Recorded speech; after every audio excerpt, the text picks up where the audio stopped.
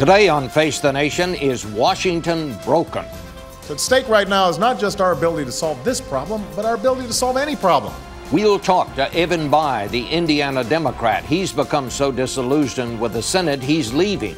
But he's still trying to find a way to ease the partisan rancor by teaming with conservative Republican Lindsey Graham, who's also here to talk about that. And we'll get the latest from both of them on the tough questions that have split Washington: health care, what to do with terrorists, the deficit, and the economy. We'll also bring in two veteran observers of the Washington scene, Jim VandeHei of Politico and Dan Balz of the Washington Post. Then I'll have a final thought on rumor, fear, and the madness of the internet. But first, can Washington come together on Face the Nation?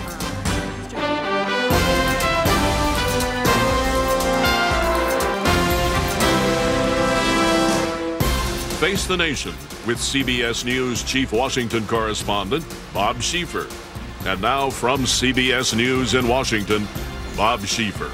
And good morning again. Senator Graham and Senator Bayh are with us in the studio this morning. And Senator Bayh, I must say, you really did set Washington on its ear when you said you would not run for re-election, basically because you said you thought the Senate had become dysfunctional. But you and Senator Graham have joined in a new effort, even though you've decided not to run again, to try to ease the partisan rancor. You sent a joint letter to Senate leaders Harry Reid and Mitch McConnell this week, asking that they convene a lunch of Republican and Democratic senators once a month on a regular basis. Senator Bayh, why did you do that, and why would that work? Why would that help?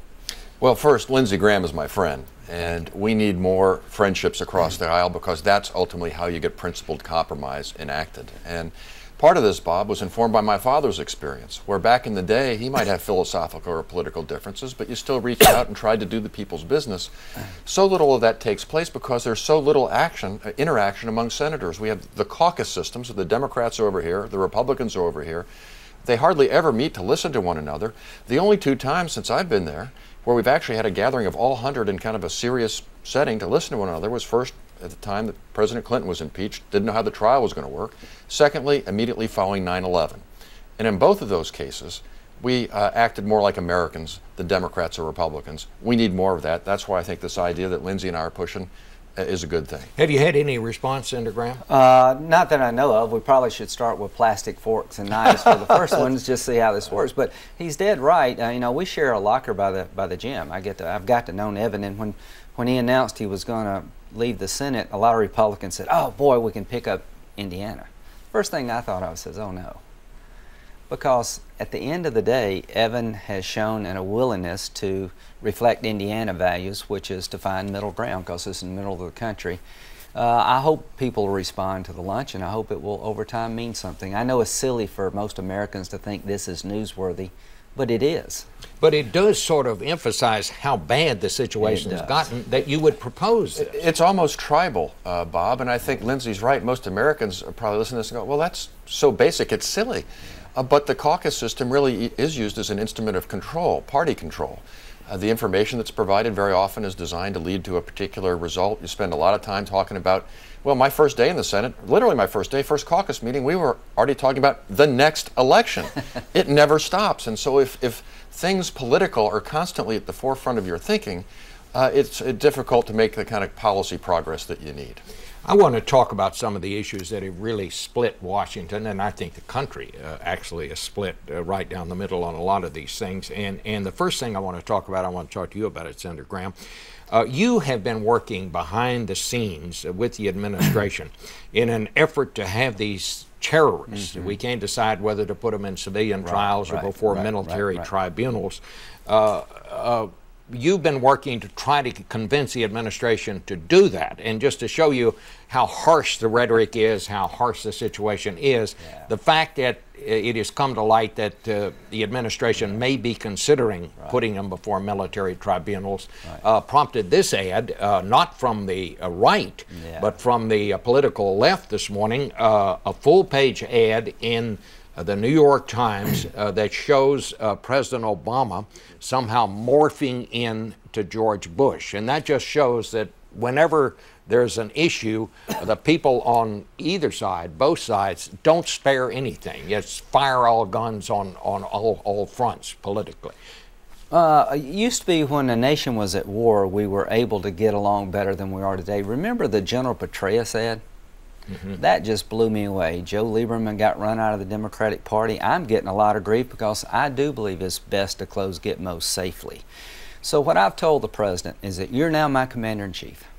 Detainee policy in this war is hard, it's complicated, but we must get it right. We would be better off as a nation if we could close Gitmo safely and start a new prison that he could use, that the world would see as a better way of doing business. And Khalid Sheikh Mohammed, if he's not an enemy combatant, who would be? The President's getting unholy grief from the left. But Bob, I think we're at war. I don't believe Khalid Sheikh Mohammed robbed a liquor store. He's the mastermind of 9/11. We've used military commissions before. I'm a military lawyer. I have a lot of faith in the military legal system. I'm willing to give robust due process. There's a place for civilian court, but I will stand by my President to make rational detainee policy. We've got 50 people at Gitmo that are too dangerous to be let go, that will never go through a normal criminal trial. Let's create a new legal system so they'll have their day in court. So where is this situation right now? Because basically, as I understand it, what you've said to the White House is if you will agree to try these people in military tribunals, some of them, I will help you in getting the Republican votes that are needed to close Guantanamo. Right. President Bush said we needed to close Guantanamo. Senator McCain said it'd be better to close it. I believe that. We need a legal system that gives due process to the detainee, but also understands they didn't rob a liquor store, we're at war, and some of this information is very sensitive and classified. So where we're at now is, can this administration reverse course on Khalid Sheikh Mohammed, which I think would be an act of leadership well received by the public. He's getting beat up badly from the left, but the ACLU theory of how to manage this war, I think, is way off base. And those who want to waterboard on the right and believe that we should keep Gitmo open forever and use any technique to get information, I think they're equally off base. We got to win this war within our value system, but understand that it's a war. Do you think, Senator Graham, that if the administration would agree to what you want to do, put them before military tribunals, do you think, at least 5 of them, do you think you can get the Republican votes to close Guantanamo and open another facility in this country? Because that's going to require a considerable amount of I can't do it by myself, but I think if we could get Khalid Sheikh Mohammed and the co-conspirators 9/11 back in the military commission, it'd go down well with the public. But I'm going to need General Petraeus, Admiral Mullen, people not in public office. I'm going to need people from the Bush administration who tried to close Gitmo to put aside partisanship, rally around this president, stand by his side, and say, let's close Gitmo safely. With that kind of help that will reassure Americans we're making a good, logical decision, we can do the things we need to do to get them back. Are you talking to any of those people I'm talking right to now? anybody that will listen, because this is a very important issue. We will never win this war until we understand the effect that Guantanamo Bay has had on the overall war effort, and we'll never get the support of the American people if we can't prove to them that these folks that we're dealing with are not common criminals. We're going to keep you safe from them. What about that, Senator Bayh? How does all that strike you? Well, I think this dialogue you've just had with Senator Graham illustrates pretty clearly, Bob, some of the problems we have with our politics today. I mean, here Lindsey's a card-carrying Republican, thoughtful guy, and yet, he's trying to find some middle ground here. He gets excoriated by the, far right. The president is realizing, wait a minute, if I want to get some of what I want, I've got to compromise. He's getting excoriated in this ad you put on there by the far left.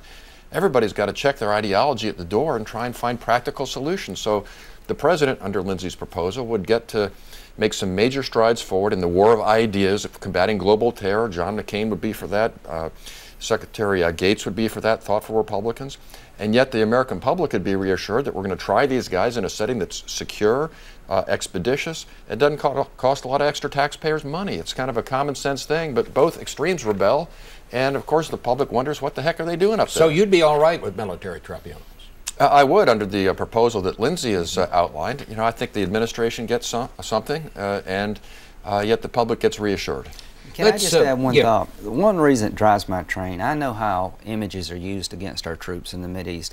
When you talk about waterboarding here at home, it may get some applause and make you feel good and make you feel tough. but it spreads like wildfire in the Mideast. If you're a young soldier walking the streets of Afghanistan and Iraq, you've just been put in danger. And when you talk about closing Gitmo or giving these guys constitutional rights as an American citizen and losing the fact that we're at war and reading them their Miranda rights as soon as we capture them, you lose the American people. All right. Can I just interject one thing here? The administration would probably say, well, why shouldn't we have the flexibility to decide civilian or military on a case-by-case basis? And I would say to you, Bob, in sort of an ideal world, I could accept that argument. But if they want to, make progress in the war of ideas by eventually closing down Gitmo, they're going to have to give a little bit on that from their point of view, that perfect scenario. And that's why I think we got to find some common ground on this thing. Let's talk about something else where somebody's going to have to find some common ground, and that is health care. The president is now talking about falling back on this seldom used, I hate to bring up this word because it's so difficult to explain, this seldom used parliamentary device called reconciliation to get this thing through the Senate. Bottom line of that is you can pass things in the Senate with just a simple majority. If you go the reconciliation route, you don't need the 60 votes that most legislation requires. You said that if they try to do this by reconciliation, Senator Bayh, there will be a backlash that will result in nothing else getting done this year. Do you think they're going to use reconciliation? I think that will probably happen, Bob, and I'm concerned that that might ultimately be the result. I mean, Lindsey and I have talked about some of the good work he's doing in energy. There's a chance for a financial regulatory reform bill and that kind of thing. But I do think that a couple things, and Lindsey will probably have a difference of opinion on this one. The bill that's going to come before the Senate is not the large omnibus health care bill. It is instead a corrections bill that gets out the Cornhusker kickback nobody liked, the special arrangement for Florida that many states objected to. It treats middle-class families a little bit better on the tax side of things. So it's not 1/6 of the American economy. It's a much smaller piece of legislation. And secondly, my guess is that a lot of your viewers and Americans are looking at this thinking, I don't understand all this procedural stuff. Let's focus on the substance. And if you think that it's actually going to be better for the American people, vote for it. And if you think it's going to be harmful, don't vote for it. And for me, it was a close call in my mind on this bill. This is not the way I would have written it. But for me, it eventually came down, we need to try something. It may not be perfect, but we need to try something. If it doesn't work exactly the way we'd hope, well, let's come back and correct it. But to just sit here year after year letting things fester, that's not the right way to go. Well, reconciliation will be used to clean up the Senate bill to make House members happy. House members are going to vote for the Senate bill and they hate it. And the Senate and the President saying, okay, we're going to change what you don't like. And when it comes to the Republicans, y'all don't matter anymore. You just need a simple majority. So reconciliation will empower a bill that was very partisan. We've had reconciliation votes, but all of them had received bipartisan support. The least was 12 when we did reconciliation with tax cuts. So it is taking a partisan product and making it law. And I was in the Gang of 14. Remember the nuclear option with judges? When we almost changed the rules, I was one of 7 Democrats. 7 Republicans, 7 Democrats said, don't do that, don't pull the nuclear trigger. I'm glad I was in that gang. I got the heck beat out of me. We didn't change the rules. This will be the same effect as if you had changed the rules for judges. It would be catastrophic. What will be, well, let me ask you that. What will be the result of that, Senator Bayh? Do you think that there will be such, well, maybe I should ask you, Senator Graham, will there be such a Republican backlash to this? Not one Republican will vote for the reconciliation part of this. Not one Republican voted for the Senate bill, and you are dealing with 1/6 of the economy.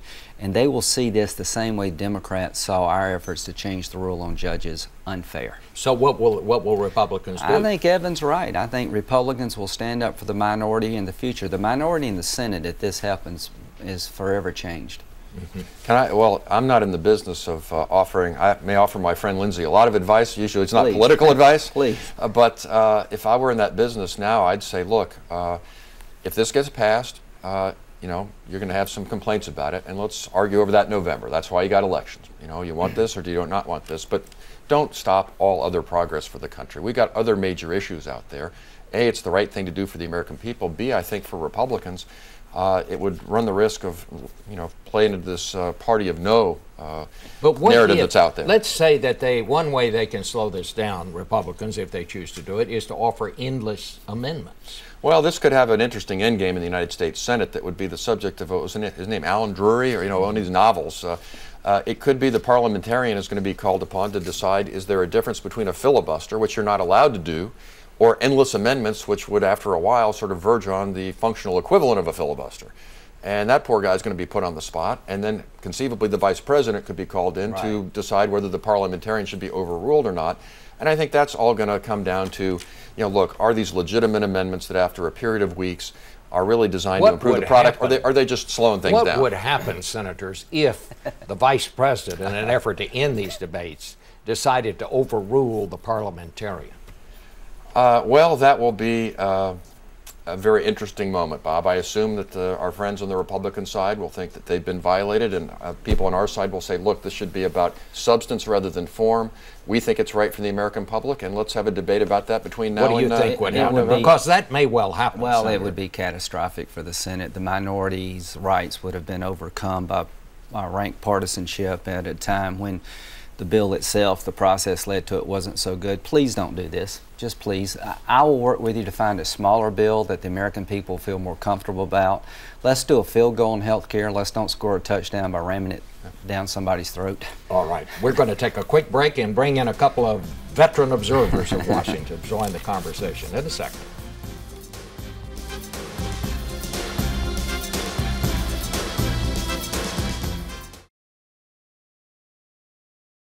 Back now with Senators Evan Bayh and Lindsey Graham. Joining us, two veteran observers of the Washington scene, Dan Balz of the Washington Post, Jim VandeHei, executive editor of Politico. Dan, I was listening to these two senators just now and thinking, wouldn't it be great if the Senate sort of operated like these two are talking this morning? Well, it probably would work a lot better than it certainly works now, but I think neither of these gentlemen are free operators. They're part of a much larger system that is terribly polarized, very highly partisan, that has outside forces pushing them not to cooperate but to confront one another. And so it's very difficult for an individual senator or a couple of individual senators to overcome that. How did it get this way? Well, I think part of it is most of the country is somewhere between the two of you. Yeah, most of the Congress is on the other side. And I'd be curious from you, Senator Graham, two things. Like, one, you're one of the few Republicans right now who's genuinely trying to work on some of the big issues, energy, immigration, and some of the terror issues. There's some others. Corker's working on financial regulation. But you're probably one of the most prominent. Like, one thing, how much flack are you taking from your Republican colleagues? Because when I talk to them, wow, Lindsey Graham's showboating. Lindsey Graham's just trying to raise his profile. How much flack do you take? And what happened to John McCain, who used to be like Lindsey Graham? Now he's almost indistinguishable from Mitch McConnell. Well, John McCain is the most prominent Republican in the country, and anytime he speaks, people listen, and he's taken the role of basically defending against the excesses of the Obama administration on the stimulus, on health care, and other things. What I've tried to do is just continue to be me the best I can.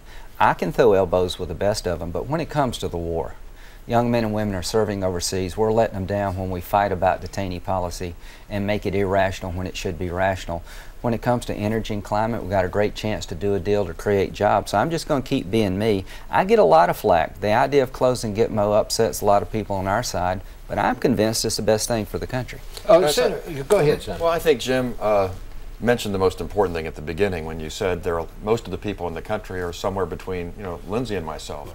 What needs to happen here ultimately is that those people who really care about practical progress, who aren't strident ideologues or partisans, need to stand up. And if people are behaving out here in ways that are excessively partisan or ideological, they need to make a change so that the folks who run these kinds of ads aren't the only ones driving this debate. But the system doesn't produce those type of politicians in the most cases, because in the House, where I got to know you in the mid-1990s, the way the redistricting process works, you essentially guarantee yourself that you're going to get a bunch of ideologues who are not representative of the country. They're representative of the extremes of both parties. And because of the unattractiveness sometimes of the Senate to governors and other folks, there's more and more House members in there. So it seems the Senate's even gotten more toxic. The gerrymander has really destroyed the House.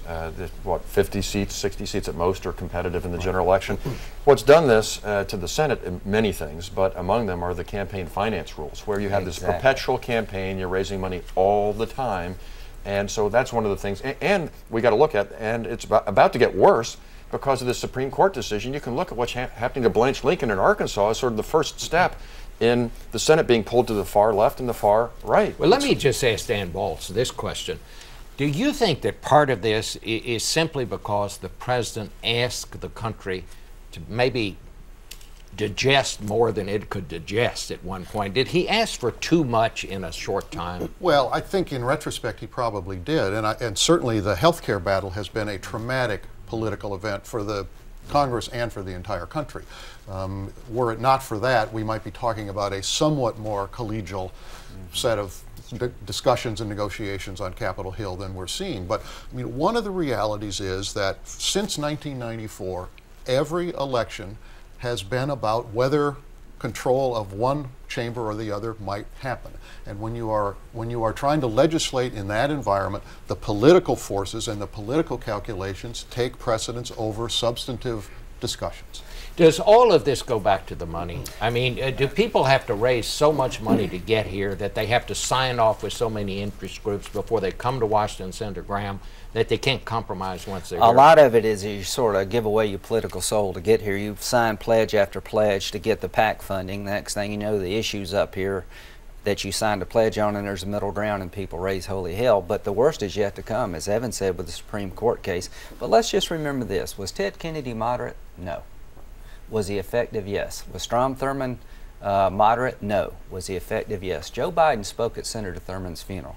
I worked with Ted Kennedy on one or two things that mattered for the country, like immigration. You can be very liberal, you can be very conservative, but you also can be very effective. That's what we're losing up here, the willingness to be effective. I will give you the last word, Senator Bayh. Well, we're living at a time, Bob, where we have great challenges facing our country, and many of them are external. The economic challenges, the debt that's accumulating is unsustainable, our energy challenges that Lindsey's attempting to work on, all the wealth we're shifting abroad. Our political process is stuck at a time when we need to be moving. And that is to the great peril of our country. And that's why, let's start with the lunches, let's look at fundraising reform, possibly adjusting the filibuster, some of these things that will allow us to act in pragmatic ways. It's manifestly in the best interest of the country. Do you think it can change, Senator Graham? Oh, absolutely. I'm an American. There's nothing we can't do together, and if we don't work together, there's nothing we're going to do. Thank you all. A very interesting discussion. I'll be back in a moment with some final thoughts.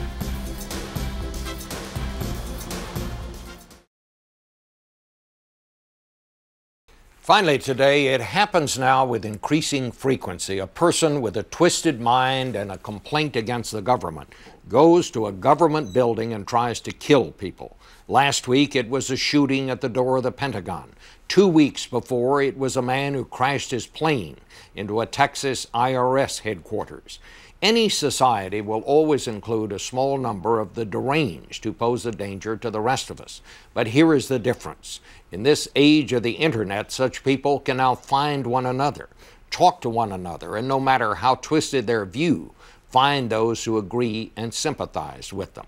As it was last week at the Pentagon, last month in Austin, and last year at the Holocaust Museum, and after that at Fort Hood, men with guns found encouragement, even validation on the internet, where there is no accountability and no editor.